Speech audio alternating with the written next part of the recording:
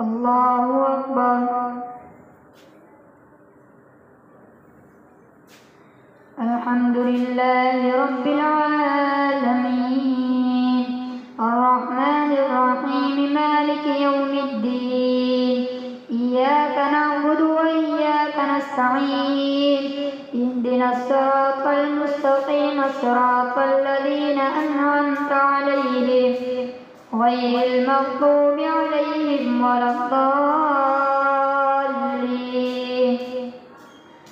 فما لكم في المنافقين فئتين والله أركسهم بما كسبوا أتريدون أن تهدوا من أضل الله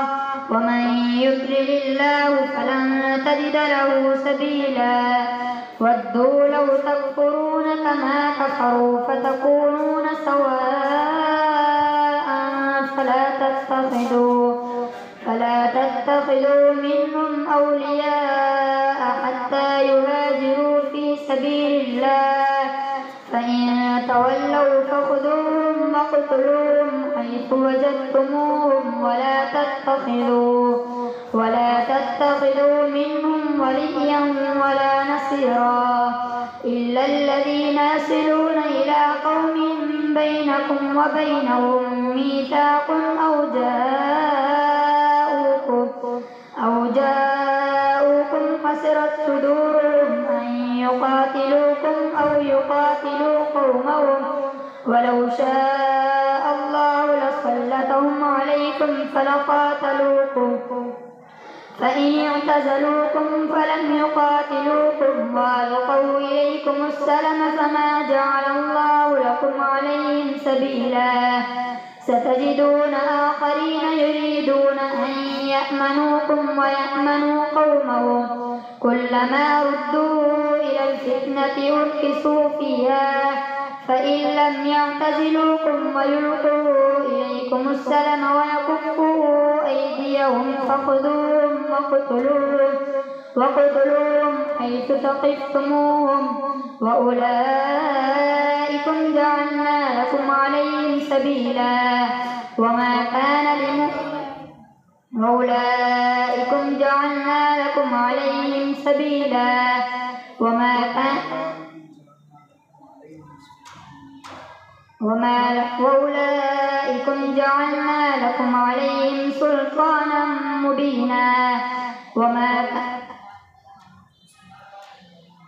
وأولئكم جعلنا لكم عليهم سلطانا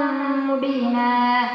وما كان لمؤمن أن يقتل مؤمنا إلا خطأ ومن قتل مؤمنا خطأ فتحرير رقبة مؤمنة ودية مسلمة إلى أهله إلا أن يصدقوا فإن كان من قوم عدو لكم وهو مؤمن فتحرير رقبة مؤمنة وإن كان من قوم بينكم ميثاق فدية مسلمة إلى أهله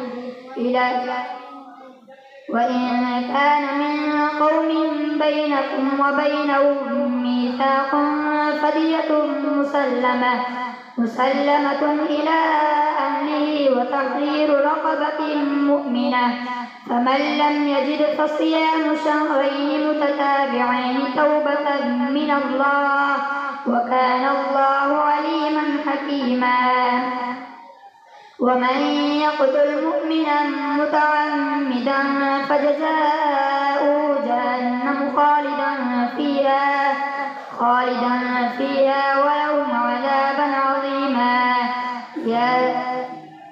ومن يقتل مؤمنا متعمدا فجزاؤه جهنم خالدا فيها وله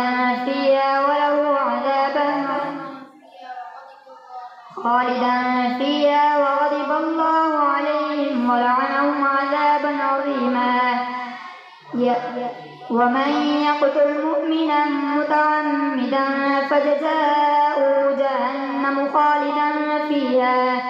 فيها وغضب الله عليه ولعنه عذابا عظيما. ولعنه وأعد له عذابا عظيما. يا أيها الذين آمنوا إذا ضربتم في سبيل الله فتبينوا ولا تقولوا لمن ألقى إليكم السلام لست مؤمنا تبتغون عرض الحياة الدنيا فعند الله مغانم كثيرة تأخذوها. يا أيها الذين آمنوا إذا ضربتم في سبيل الله فتبينوا ولا تقولوا لمن ألقى إليكم السلام لست مؤمنا تبتغون عرض الحياة الدنيا فعند الله مغانم كثيرة كذلك كنتم من قبل فمن الله عليكم فتبينوا إن الله كان بما تعملون خبيرا. لا يستوي القاعدون من المؤمنين غير أولي الضرر والمجاهدون في سبيل الله بأموالهم وأنفسهم فضل الله المجاهدين بأموالهم وأنفسهم على القاعدين درجة وكلا وعد الله الحسنى وفضل الله المجاهدين على القاعدين أجرا عظيما درجات منه ومغفرة ورحمة وكان الله غفورا رحيما. إن الذين توفاهم الملائكة ظالمي أنفسهم قالوا فيما كنتم قالوا كنا مستضعفين في الأرض قالوا ألم تكن أرض الله واسعة فتهاجروا فيها فأولئك مأواهم جهنم وساءت مصيرا إلا المستضعفين من الرجال والنساء والولدان لا يستطيعون حيلة ولا يهتدون سبيلا فأولئك عسى الله أن يعفو عنهم وكان الله عفوا غفورا. ومن يهاجر في سبيل الله يجد في الأرض مراغما كثيرا وسعة ومن يخرج من بيته مهاجرا إلى الله ورسوله ثم يدركه الموت فقد وقع أجره على الله وكان الله غفورا رحيما. وإذا ضربتم في الأرض فليس عليكم جناح أن تقصروا من الصلاة إن خفتم أن يفتنكم الذين كفروا إن الكافرين كانوا لكم عدوا مبينا. وإذا كنت فيهم فأقمت لهم الصلاة فلتقم طائفة منهم معك وليأخذوا أسلحتهم فإذا سجدوا فليكونوا من ورائكم ولتأت طائفة أخرى لم يصلوا فليصلوا معك وليأخذوا حذرهم وأسلحتهم ود الذين كفروا لو تغفلون عن أسلحتكم وأمتعتكم فيميلون عليكم ميلة واحدة ولا جناح عليكم إن كان بكم أذى من مطر أو كنتم مرضى أن تضعوا أسلحتكم وخذوا حذركم إن الله أعد للكافرين عذابا مهينا. فإذا قضيتم الصلاة فاذكروا الله قياما وقعودا وعلى جنوبكم فإذا اطمأننتم فأقيموا الصلاة إن الصلاة كانت على المؤمنين كتابا موقوتا. ولا تهنوا في ابتغاء القوم إن تكونوا تألمون فإنهم يألمون كما تألمون وترجون من الله ما لا يرجون وكان الله عليما حكيما. إنا أنزلنا إليك الكتاب بالحق لتحكم بين الناس بما أراك الله ولا تكن للخائنين خصيما واستغفر الله إن الله كان غفورا رحيما ولا تجادل عن الذين يختانون أنفسهم إن الله لا يحب من كان خوانا أثيما يستخفون من الناس ولا يستخفون من الله وهو معهم إذ يبيتون ما لا يرضى من القول وكان الله بما يعملون محيطا ها أنتم هؤلاء جادلتم عنهم في الحياة الدنيا فمن يجادل الله عنهم يوم القيامة أم من يكون عليهم وكيلا ومن يعمل سوءا أو يظلم نفسه ثم يستغفر الله يجد الله غفورا رحيما ومن يكسب إثما فإنما يكسبه على نفسه وكان الله عليما حكيما ومن يكسب خطيئة أو إثما ثم يرم به بريئا فقد احتمل بهتانا وإثما مبينا ولولا فضل الله عليك ورحمته لهمت طائفة منهم أن يضلوا وما يضلون إلا أنفسهم وما يضرونك من شيء وأنزل الله عليك الكتاب والحكمة وعلمك ما لم تكن تعلم وكان فضل الله عليك عظيما لا خير في كثير من نجواهم إلا من أمر بصدقة أو معروف أو إصلاح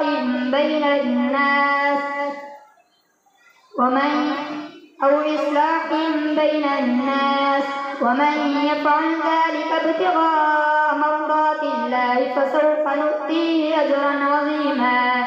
ومن يشاقق الرسول من بعد ما تبين له الهدى ويتبع غير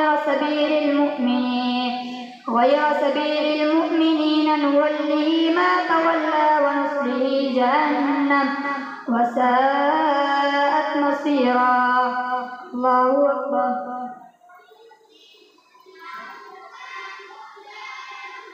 سمع الله لمن حمده الله أكبر الله أكبر الله أكبر الله أكبر الحمد لله رب العالمين الرحمن الرحيم مالك يوم الدين إياك نعبد وإياك نستعين اهدنا الصراط المستقيم صراط الذين أنعمت عليهم غير المغضوب عليهم ولا الضالين إن الله لا يغفر أن يشرك به ويغفر ما دون ذلك لمن يشاء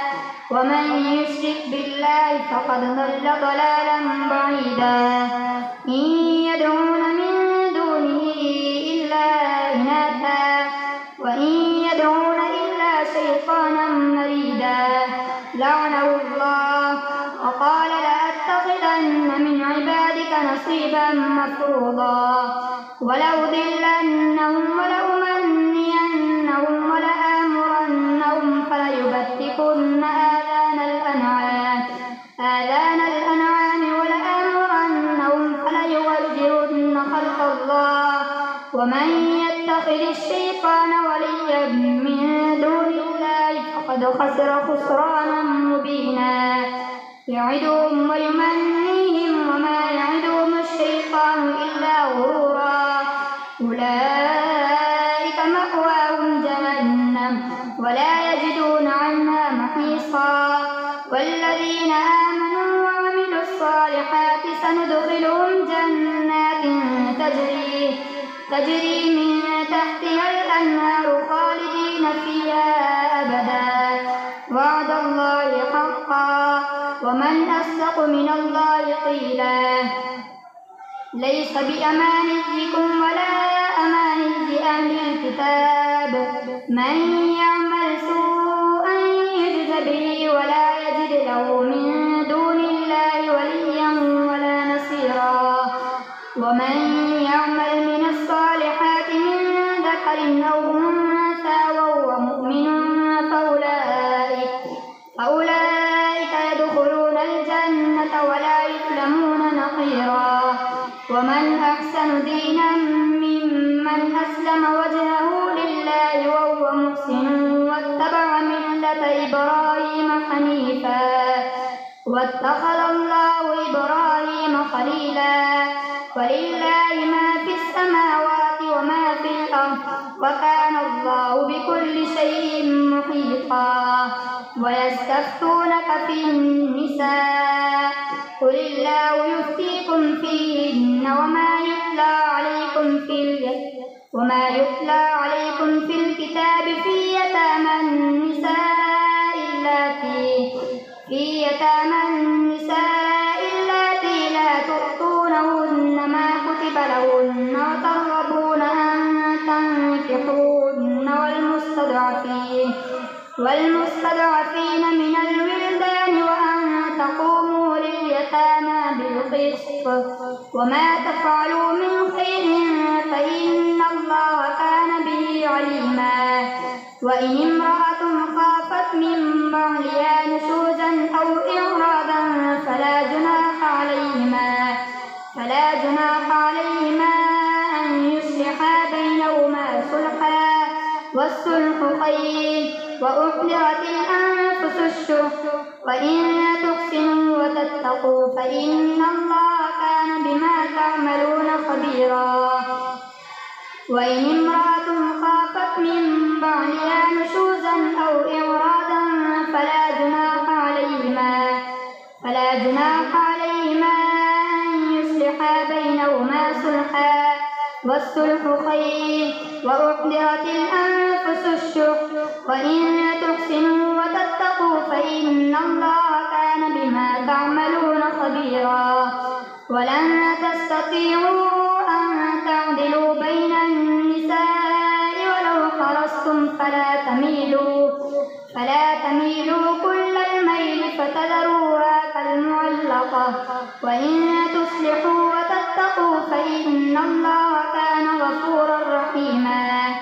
وإن يتفرقا يغن الله كلا من سعته وكان الله واسعا حكيما ولله ما في السماوات وما في الأرض ولقد وصينا الذين أوتوا الكتاب من قبلكم وإياكم أن اتقوا الله وإن تكفروا فإن لله ما في السماوات وما في الأرض وكان الله غنيا حميدا ولله ما في السماوات وما في الأرض وكفى بالله وكيلا إن يشأ يذهبكم أيها الناس ويأتي بآخرين وكان الله على ذلك قديرا من كان يريد ثواب الدنيا فعند الله ثواب الدنيا والآخرة وكان الله سميعا بصيرا يا أيها الذين آمنوا كونوا قوامين بالقسط شهداء لله ولو على أنفسكم أو الوالدين والأقربين إن يكن غنيا أو فقيرا فالله أولى بهما فلا تتبعوا الهوى أن تعدلوا وإن تلووا أو تعرضوا فإن الله كان بما تعملون خبيرا